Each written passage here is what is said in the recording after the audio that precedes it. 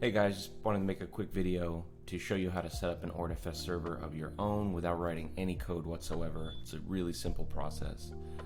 First thing you need to do is go to the ORD-FS GitHub repo, which is right here in the address bar. Just go here, click this fork button, and that will give you your own fork of this repository under your own project. I made some changes to mine, but you won't need to make any to do what I'm going to show you here. So the next step we're going to do is go to digitalocean.com and go ahead and sign in.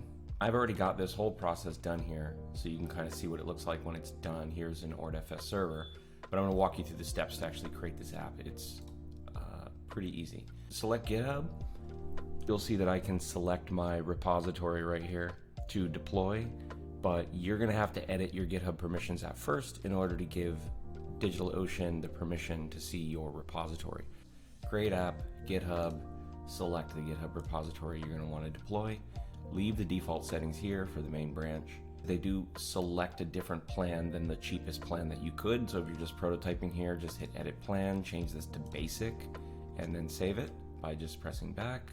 That's it. We can just hit skip to review. You can go ahead in here and edit any of these if you wanted to, but this will all work just fine without having to do any of this.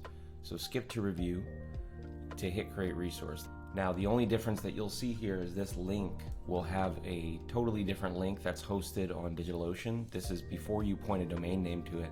You'll be able to just click this here and see a live version of the ORD-FS server.